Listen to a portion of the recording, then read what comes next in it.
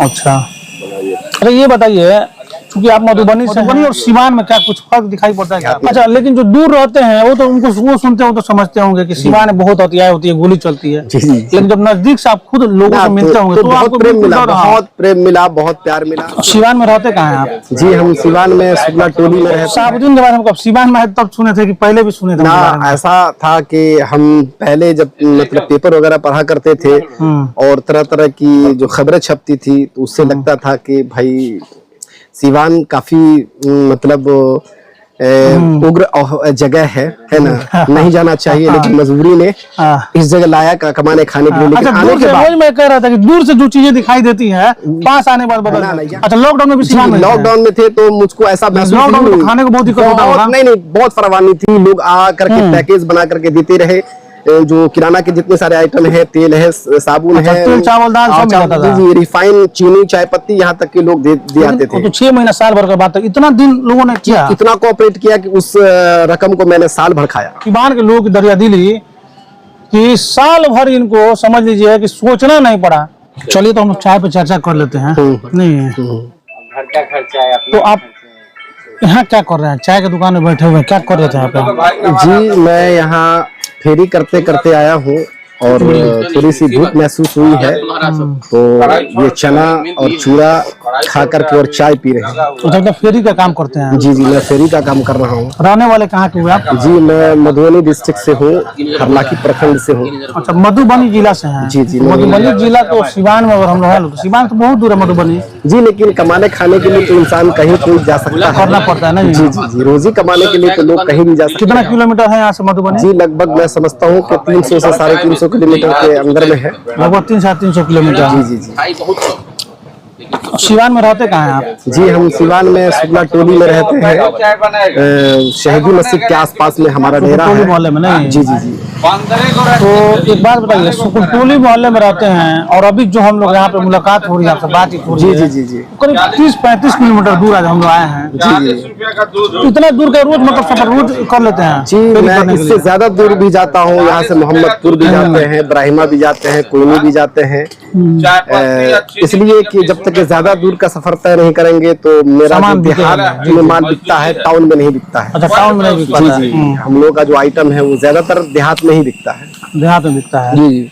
अच्छा, अरे ये बताइए, क्योंकि आप मधुबनी से हैं जी, और सीवान में रहते हैं सुकुलटोली में, जी, तो मधुबनी और सीवान में खास करके, क्योंकि जो लोग भी देख रहे हैं उनको एक समझ ये होनी चाहिए कि मधुबनी और सीवान में क्या कुछ फर्क दिखाई पड़ता है क्या आपको?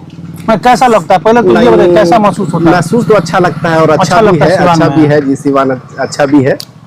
और सबसे बड़ी बात यह है कि हम लोग का जो जिला है वो बाढ़ग्रस्त है। अच्छा। जिसकी वजह से वहाँ पूरी तरह से हम लोग सरवाइव नहीं कर पाते हैं बिजनेस में, इसीलिए वहाँ से चल के यहाँ आए हैं और कारोबार कर रहे हैं। यानी बरसात का जब दिन आता है तो बारिश वगैरह होता है तो पानी पूरा लग जाता होगा, पानी ज्यादा, फिर आप लोग को प्लान करना पड़ता होगा वहाँ से? जी। और ऐसा हर बार होता है? नहीं, जिस बार बारिश ज्यादा हो जाती है तो उस वक्त इस तरह का माहौल, लेकिन संभावनाएं तो होती होगी। जी। स्कूल में जो बच्चे पढ़ते हैं उनकी पढ़ाई बाधित हो जाती होगी, ये सब समस्या होता है। लेकिन अब तो थोड़ी सी सुधार वहाँ भी हुई है। हुआ है सुधार? नहीं? जी। तो सीवान में जब आप आए हैं तो कह रहे हैं सीवान में अच्छा फील होता है, तो कुछ सीवान के बारे में बताइए, मतलब खान पीने का, लोगों का रहन सहन, लोगों का मिलना जुलना कैसा होता है? सब कुछ यहाँ का सब कुछ ठीक है, मिलना जुलना सब कुछ ठीक है, लेकिन कुछ कमी भी दिखाई देता है? कुछ दिखाई नहीं देता है। बस ये है कि यहाँ थोड़ा सा लोग ज्यादा मतलब एग्रेसिव मूड में रहते हैं, या तो फिर कहीं ना कहीं ज्यादातर मतलब मर्डर का घटना और इस तरह का घटना सुनने को मिलता है, तो कभी कभी दिल में ये भय और डर पैदा होता रहता है, खासकर हम देहात करने वाले लोग हैं, देहात में। अच्छा, लेकिन जो दूर रहते हैं वो तो उनको वो सुनते हो तो समझते होंगे कि सीवान में बहुत हत्याएं होती है, गोली चलती है, लेकिन जब नजदीक से आप खुद लोगों से मिलते होंगे तो बहुत प्रेम मिला, बहुत प्यार मिला। जबकि सबसे प्लस पॉइंट यह है कि जब हम कभी परेशान हो जाते हैं फेरी से और घाम से, जब हम कहीं खड़े होते हैं तो इंसान चाय के साथ, पानी के साथ साथ बिस्किट मिठाई लेकर के पेश करते हैं और बाकायदा ऑफर देते हैं, आइए बैठिए, ठंडा लीजिए, इसके बाद जाइए। देखिए, ये सीवान के ये मधुबनी के रहने वाले हैं और सीवान में रहते हैं, लेकिन इनकी सीवान के लोग दरिया दिली बता रहे हैं ये कि फेरी का काम करते हैं। जब घर से निकलते हैं 25-30 किलोमीटर 40 किलोमीटर तक का सफर तय करते हैं और धूप काफी ज्यादा होती है, बारिश होता है, कहीं रुक जाते हैं, थकान जब महसूस होती है तो लोग कोई चाय पिलाने के लिए पूछता है, कोई पानी के लिए पूछता है, कोई मिठाई के लिए पूछता है, जिससे इनको काफी अच्छा है। तो सिवान के लिए एक अच्छा परिचय दिया इन्होंने।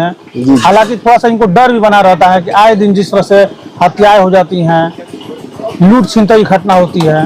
हालांकि जो पुलिस प्रशासन के लोग हैं लगातार इस पर काम करते हैं, हालांकि चाहिए कि और भी बेहतर तरीके से, क्योंकि सिवान में देखा गया आमतौर पर कई सारे ऐसे जिलों से, बिहार के अलग अलग जिलों से लोग आके यहाँ पे रहते हैं। अब ये अगर रहते हैं तो आप लोग कितने लोग यहाँ पे सिवान में हैं अभी? हमारे यहाँ के लगभग 300 350 से ज्यादा भी लोग हैं, आते जाते रहते हैं और काम कर रहे हैं। तो बहुत अच्छा लगता होगा, उनसे मिल के लगता होगा कि जैसे मधुबनी में ही है। कभी कभी ऐसा फील होता है। बिल्कुल ऐसा ही, शाम में तो खासकर इसी तरह का फील होता है। देखिए जो लोग बाटला हाउस में रहते होंगे, दिल्ली के बाटला हाउस में होता क्या है कि बाटला हाउस में जब हम लोग जाना वहाँ पे चाय पीने के लिए हम निकलते हैं, हम लोग भी शाम में। जी जी जी। तो जब मोड़ पे चौक चौराहा पे हम लोग बैठते हैं, गुफ्तगू होती है, तो लगता ही नहीं कि हम लोग सिवान में है। मतलब लगता है सिवान में, लगता ही नहीं कि बाटला हाउस में है। जी जी जी। सिवान के लोग 8-10 लोग, 12 लोग, 15 लोग, जितना लोग सिवान में नहीं मिलते हैं उतना लोग वहाँ मिल जाए। तो ऐसा कुछ हालात यहाँ पे बनता है जी। वैसा ही लगता है जब शाम को रिटर्न होते हैं, काम से वापस होते हैं, तो और भी साथी लोग आते हैं वापस, और चाय के दुकान पे सारे लोग इकट्ठे हो जाते हैं, एक दूसरे से शेयर करते हैं, तुम आज कैसे हो, क्या तुम्हारा क्या बिका है, तुम कैसे हो। मतलब ऐसा लगता है कि जैसे लग रहा है कि 8-10 लोग मिल जाते हैं कि नहीं? जी जी जी, उससे ज्यादा मिल जाते हैं। अच्छा, कहाँ का चाय पसंद करते हैं सिवान में? कहाँ आप लोग जैसे चाय पीने के लिए? सिवान में चाय तो हम लोग ज्यादातर पसंद करते हैं शेख मोहल्ला का। जी जी, शेख मोहल्ला में एक चाय दुकान है जिसका नाम इंतखाब है। उनकी चाय बहुत अच्छी रहती है, हम लोग खासकर बहुत शौक से वहाँ जाकर के चाय इंतखाब भाई की चाय पीते हैं, इब्राहिम मस्जिद के आसपास जो दुकान है। जी जी जी जी। तो बताइए, इंतखाब भाई की दुकान की चाय पीते हैं और ये इनको अच्छा लगता है। जी जी जी। और क्या कुछ सिवान में आपने देखा? कितने सालों से हैं सिवान में आप? हम तकरीबन 7 से 8 वर्षों से सिवान में हैं। 7 से 8 वर्षों से? फैमिली है, बच्चों के साथ परिवार है आपका? जी जी जी। हमारे बच्चे पढ़ते लिखते हैं, और सबसे बड़ी बात ये भी है कि सिवान के लोगों के अंदर कोऑपरेट करने की भावना है। हमारे बच्चों के साथ भी, हम लोग के साथ भी कोऑपरेट करते हैं, सहयोग करते हैं। जी जी जी। हम देहात चले आते हैं, हमारे बच्चे के साथ किसी तरह कोई मसला पेश आता है, कोई परेशानी आती है, तो लोग वहाँ खड़े रहते हैं, दवा लेकर के या और भी किसी तरह की परेशानी होती है तो लोग मदद करने के लिए। देखिए, जो लोग सिवान के हैं और सुन रहे हैं, तो देखिए, अगर आप दरिया दिली दिखाते हैं, किसी अन्य व्यक्ति को देख के दरिया दिली दिखाते हैं, या फिर उनको खाने को पूछते हैं, या मुसीबत में खड़े होते हैं, तो देखिए कहीं ना कहीं उसका जो ये है आप लोगों को मिलता है। क्योंकि देखिए, अगर ये बंदा जो मधुबनी के रहने वाले हैं, अगर यहाँ बैठ कर चर्चा कर रहे हैं, तो कहीं ना कहीं इसमें सिवान की बड़ाई वाली बात है। लॉकडाउन में हम यही थे। और ये सिर्फ और सिर्फ कैसे हुआ है पॉसिबल? क्योंकि आप लोगों ने दरिया दिली दिखाई है, और सिवान के लिए वाकई ये गौरव की बात है। अच्छा, लॉकडाउन में भी सिवान में? लॉकडाउन में थे तो मुझको ऐसा महसूस, लॉकडाउन में तो खाने को बहुत दिक्कत होता होगा। नहीं, बहुत फरवानी थी, लोग आ करके पैकेज बना करके देते रहे।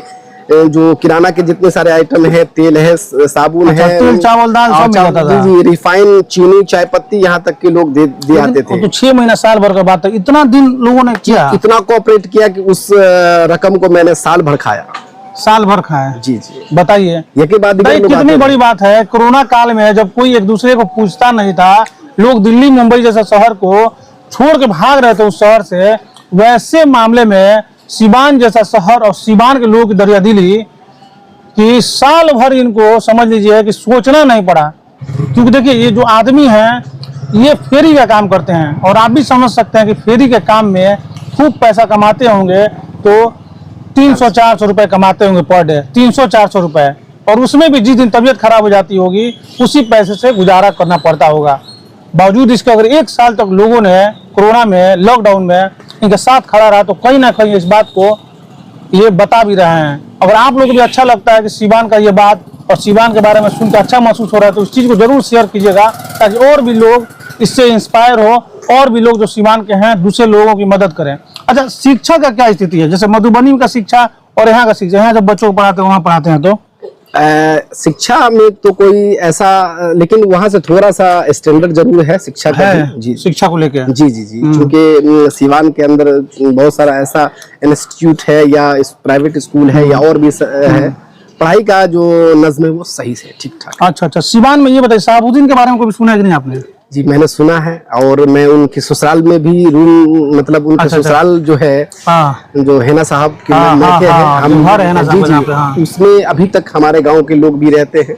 अच्छा, वहाँ रेंट पे चलता है तो जी, मतलब जी, वो जी। रहते हैं आज वो भी लोग। रहते हैं लोग, हम लोग है ना, आज भी है, वही उसी के इर्द गिर्द रहते हैं। तो शहाबुद्दीन के बारे में कब सिवान में है तब सुने थे कि पहले भी सुने थे उनके बारे ना, में? ऐसा था कि हम पहले जब मतलब पेपर वगैरह पढ़ा करते थे और तरह तरह की जो खबरें छपती थी, तो उससे लगता था कि भाई सिवान काफी मतलब उग्र जगह है ना, नहीं जाना चाहिए, लेकिन मजबूरी ने हाँ। इस जगह लाया कमाने खाने के लिए। लेकिन अच्छा, आने दूर के से बाद वही मैं कह रहा था कि दूर से जो चीजें दिखाई देती है पास आने बाद बदल ना ना, जाती है। यहाँ तो हाँ। बिल्कुल ऐसा लगा कि बहुत अच्छा लगा, जी। मतलब बहुत प्यार मिला, और कमाने खाने का अच्छा जगह है, कमाते खाते हैं। बढ़िया जगह है। जी, जी। आपको बता दें कि और भी लोग, ये मधुबनी से बता रहे हैं कि 300-350 लोग यहाँ रहते हैं।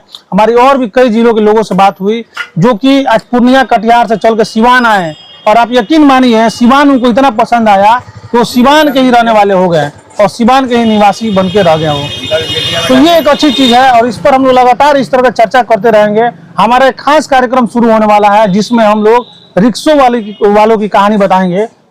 सिवान में जो ई रिक्शा आप देख रहे हैं, जरूरत से ज्यादा जब आप सड़कों पे निकलते होंगे तो देखते होंगे और ये बात जरूर कहते होंगे कि सिवान में जरूरत से ज्यादा ई रिक्शा अब दिखने लगा है। लेकिन आखिर उन लोगों की क्या मजबूरी है कि कोई विदेश से आने के बाद ई रिक्शा चला रहा है, कोई अपना काम धाम छोड़ के ई रिक्शा चला रहा है, आखिर क्यों, कैसे ये समस्या उत्पन्न हुई, इस पर भी बात करने का प्रयास करेंगे। क्या नाम है आपका? मेरा नाम मोहम्मद सलाहुद्दीन हुआ। मोहम्मद सलाहुद्दीन जी जी। चलिए, तो सलाहुद्दीन साहब हैं, इनसे बातचीत हो रही थी और इन्होंने सिवान के बारे में जो फीडबैक दिया, आपको कैसा लगा सुनने के बाद? कैसा महसूस करते हैं जब इन्होंने कहा कि सिवान में लॉकडाउन के दौरान 1 साल तक, पूरे 1 साल तक लोगों ने मदद किया, सिवान के लोग इनको मदद किया और ये एहसास नहीं होने दिया इनको, सिवान के लोगों ने, कि मैं सिवान में हूँ, मतलब अपने जिला को छोड़ के दूसरे जिला में हूँ और परेशानी हो रही है, ऐसा महसूस इनको लोगों ने नहीं होने दिया। जी, बिल्कुल सही। चलिए, तो जुड़े रहिए ऐसे खास कार्यक्रम में, लगातार इस तरह कार्यक्रम दिखाते रहेंगे, बने रहिए न्यूज़ इंडिया तक के साथ।